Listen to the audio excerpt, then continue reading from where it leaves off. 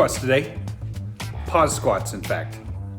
So you go down for 3 seconds, you hold for 2 at the bottom, and then you come back up as fast as you can. You can also do this as an air squat if you don't have the bar at your house. So they're real fun. They work the old quads real good. 7 rounds, dumbbell push press, 5 each arm, 10 dumbbell alternating lunges, and then 50 dubs or 100 singles. Yesterday on the vlog, I talked about doing jump rope with the invisible rope. If you don't have one, it's good time. Basically, you're jumping up and down 700 times. By the way, if you need a warm up, I've got a couple warm ups up here. You can take a screenshot of them.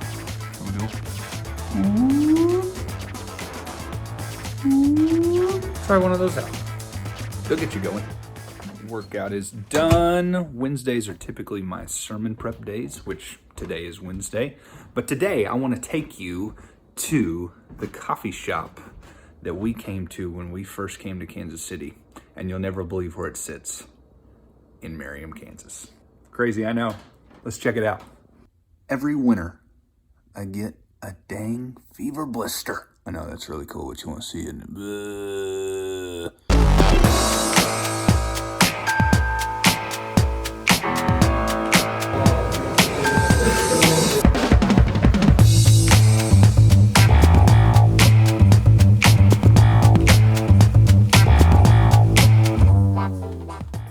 So the very first time that Abby and I came to Kansas City to meet with the city strategist, Matt Marr, and the church planting catalyst, Matt Maestas, they drove us right down this road that's outside of this coffee shop, and they told us, hey, this is a great coffee shop, you should check it out sometime.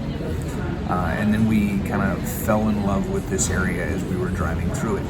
So after they dropped us off at their office, Abby and I actually came back to this coffee shop and sat right here at this bench and stared across the street at North High School, which is literally blocks away from where our church currently meets.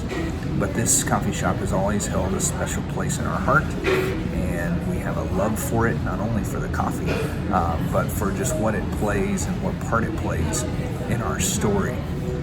This is kind of where we sat, we decompressed. We kind of came to the realization, hey, this might be what the Lord's asking us to do and where He's asking us to move. And so we begin to accept that a little bit, if you will. This calling that the Lord was placing on our lives and what He was asking us to do. But we sat right here at this coffee shop looking out this window on that day back in January of 2017, believe it or not, and really felt like the Lord was saying, this is where I want you to go.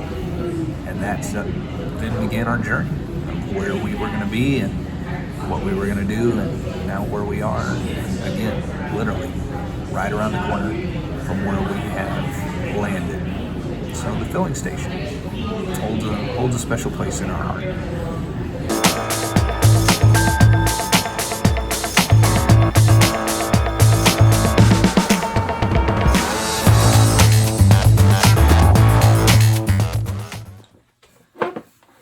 So that's just a piece of our story. And man, the filling station is one of those places that we drive by it and we just see it as a benchmark for what the Lord has done in our life and where He's brought us to.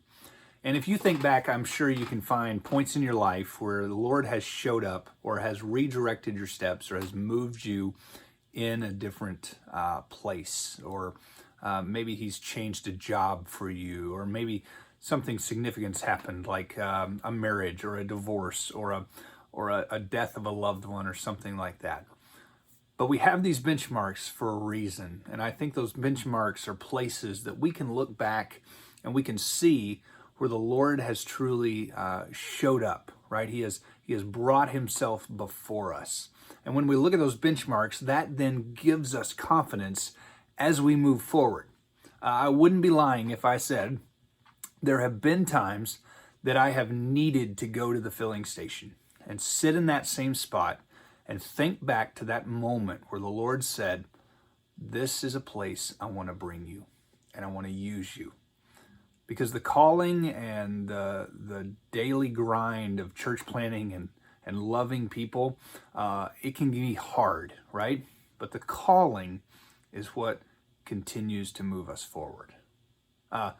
Think about it like this.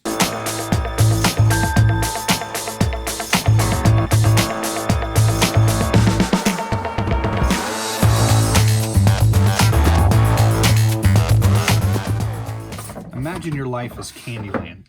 You have a path that the Lord wants you to take. And so when you begin and you move through your life, there's moments or benchmarks that he brings you to. But I think what can happen is sometimes we get to these places and we have to look back to where we've been. It's a really cool story when we begin to break that down and see what God's done in the past and what he's then bringing us to in the future. What may seem like one insignificant thing really becomes so much more when we zoom out and look at the whole picture of our life.